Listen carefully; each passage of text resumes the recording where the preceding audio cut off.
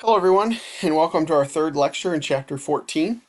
In the past lectures, we've talked about kind of the development of Europe in the latter half of the Middle Ages, the Crusades, and kind of the effects of those and how Europe itself is returning to a more urban type of setting. There's growth, there's technology and innovation coming back in, and you can't talk about the development of Europe from this period onwards without talking about the development of England and France.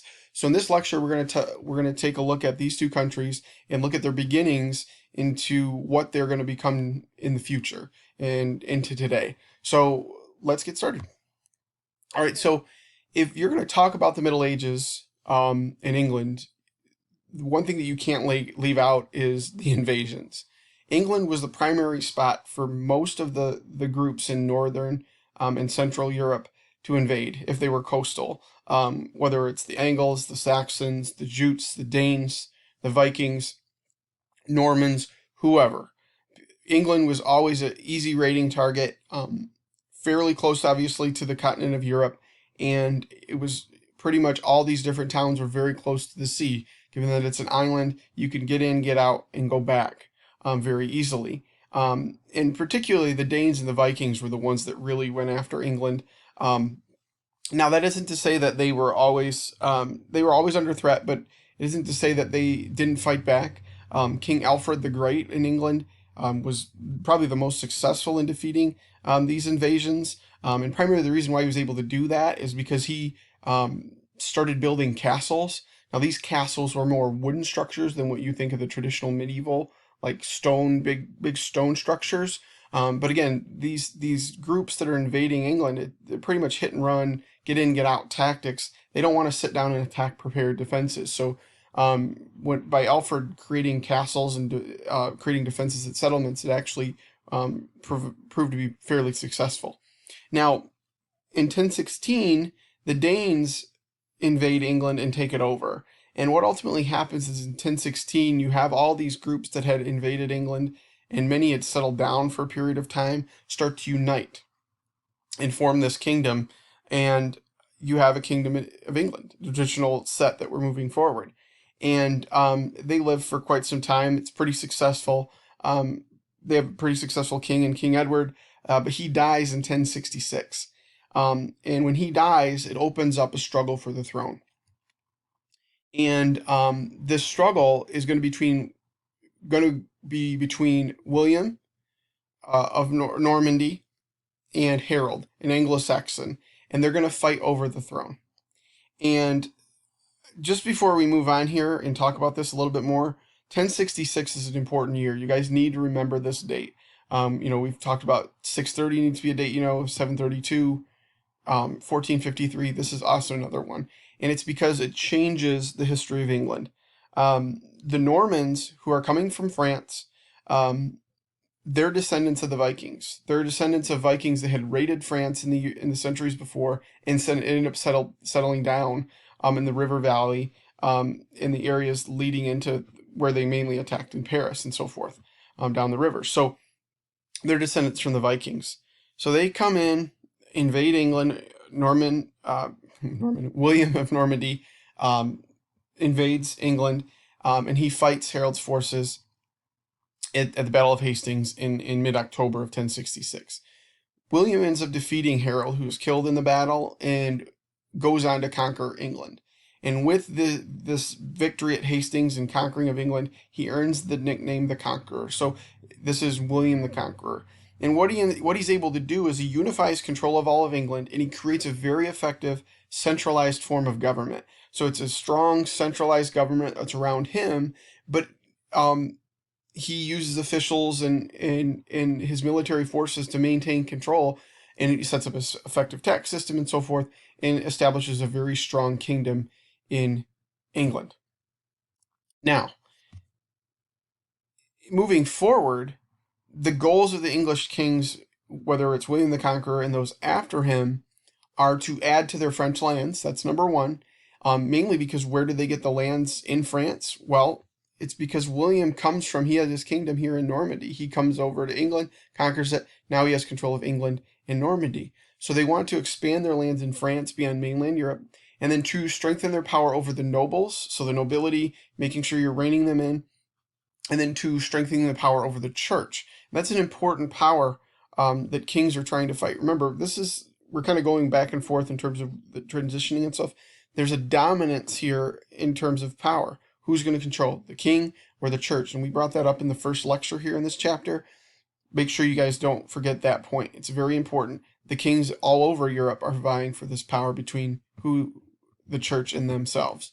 Now, King Henry II, we're moving on a little bit here. He actually expands the English lands in France by marrying Eleanor of Aquitaine, where we talked about her earlier as supposedly being this most beautiful woman in Europe, and being the subject of many different songs and so forth during this time. And what ends up happening is the English gain control of these lands here, Aquitaine. This is where Eleanor's from, and add that to their empire, or their kingdom. That's a significant gain in land. But what this ultimately does in this agreement means that the King of England is also a vassal to the French king. So if you remember that structure in terms of king, nobility, vassal, so forth. So now there's an obligation there, but also there's a connection to say, I'm also a king. So things are getting interwoven. And this will play itself out as we move through history here and move through this lecture. Now, Henry II, he's a very effective ruler. He uses a system of judges to enforce the laws. He introduces the jury system, which is an important step in legal rights for everybody. And they use the court rulings by these judges and juries to introduce what's known as a common law, a unified body of law. And this is important because this is the beginning of the system of the basis of law that we actually use today, and many other countries use today as well. So this is kind of the beginning of the modern legal system, and it's developed by Henry II. All right, now we're going to do an activity on this with King John and the Magna Carta that you guys will like, but and we'll read a little bit of the Magna Carta, so I won't touch on too much here on this slide. But so ultimately, we're going to move forward here a little bit. We talked about King Richard the First, or King Richard the Lionhearted, in terms of him going on the Third Crusade and fighting Saladin, and end up agreeing to a truce with him over leaving Jerusalem, a Muslim city that's open. But as Richard's coming back from the Crusades, he ends up fighting a battle in France as the French are trying to take back lands from the English and so forth, and he ends up dying. And the person that replaces him is King John. And King John, you guys should know him in terms of the stories of Robin Hood and so forth. Like, this is the same King John that we're talking about. He proves to be a very, very terrible king. He ends up losing the lands in Normandy, so the traditional kingdom of where these line of kings had come from William the Conqueror. They lose those lands to the French king Philip II, who had went home on the during the Third Crusade. And then not only that, he alienates the church, and he raises taxes to an incessant amount that just angers the people. In particular, angers the nobility. And so much so, the nobility revolts. Think of John as a king that you have two choices, and he's faced with maybe 10 to 15 different choices, and or options, or scenarios to go through, and there's only two choices for each. He's like the king that would pick the wrong one each time. That's how bad he was. And he ends up being forced to sign by the nobility the Magna Carta. And the Magna Carta is an important document because it guarantees basic political rights for the people. Now it's mainly geared towards the nobility because they're the ones sitting him down to sign it. But here's some three big ones that are important, that are going to play a role moving forward. Specifically in terms of, if you can think about them, are these three important rights and features that we still have to this day, or have played a role in American history? And they are, and they're tied back to this document. No taxation without representation. The nobility was saying, look, we need to be represented here if you're going to tax us, especially if you keep raising them. 2, trial by jury. The jury system under John had kind of went away in under his rule. They wanted to make sure that juries were being present again. And then protection under the law, making sure that the law itself actually protected what it was supposed to protect, in not being bent to the will of the king. So he signs it. Now, we're going to move on, and we'll talk more about what actually happened with the Magna Carta and all that stuff later. So I don't want to go in and get into that too much here, and save that for the activity. But moving on, we're getting to Edward the First. Edward the First is the king. If you understand the story of William Wallace, or like you guys know if you know the movie Braveheart, this is the English king at the time. There's several wars that he's fighting, whether it's in France, whether it's eventually against Scotland or in Ireland, and all these different wars that he's dealing with. He needs to raise taxes to support the wars. So what ends up happening is, and this is actually going to become a problem really in many different cultures. If wars are going on, you need to raise taxes. So in 1295, um, there's two burgesses and knights from every borough and county are organized together, and by bringing them together, this leads to what we know today for England as Parliament. And you can see the Parliament building here for England, off to the right. And the king can call Parliament over issues of new taxes, at least initially, and then it's expanded through time. And basically, what the Parliament is designed to do is to provide a check on royal power, whether it's over raising taxes, whether it's military power. It's designed just like in terms of our legislative branch versus the executive branch. There's a check there in terms of the power between the two, and that's the idea of it. Now, over time, the Parliament itself ends up evolving into a two-house legislative branch, the House of Commons and the House of Lords. All right, now we're going to move on to the French, and we'll talk more about England moving forward. Just some basics here, and now we're going to do the same thing here for France. So, after the Frankish kingdom kind of falls apart, and you have some various control going back and forth and dominance in France, you have one dynasty that is able to take control, and it's going to be known as the Capetian dynasty, set up by Hugh Capet, who controls the city of Paris. And the city of Paris is an important city in France. It still is, obviously, to this day. It's its capital, but it's centrally located. It lies on the Seine River, and he's able to control the trade moving from, whether it's from England and the English Channel to the east or to the west or even to the south. So he's in a very powerful position. And France is divided into so many different territories at this time. So what ends up happening is, in the years following the year 1000, the Capetian dynasty, the kings of the Capetian dynasty, slowly start to gain more control of France. So much so, Philip II, who we've talked about just a little bit earlier, and then back with the Third Crusade, he is the most successful in increasing French territory. He triples the size of the French lands. He regains control of Normandy from King John.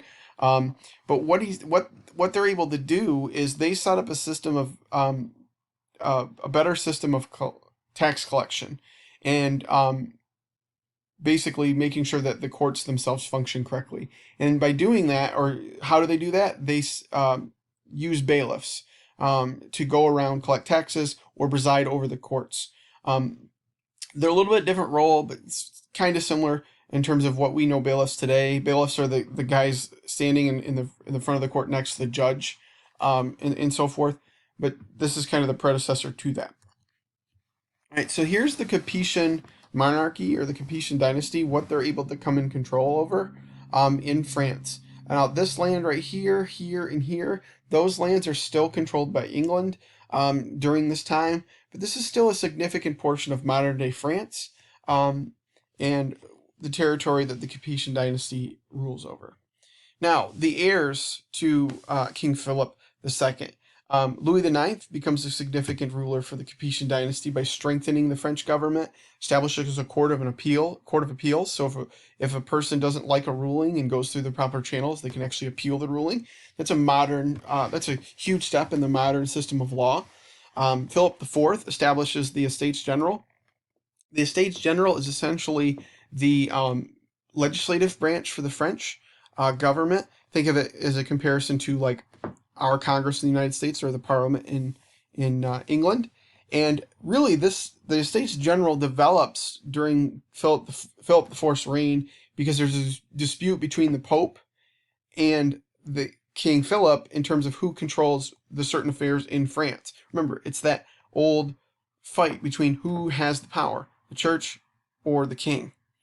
And basically, what the kings of France at this period do is they make an effort to strengthen their power while trying to weaken the feudal ties and pulling control into the control of one centralized group. And this is our last slide here today.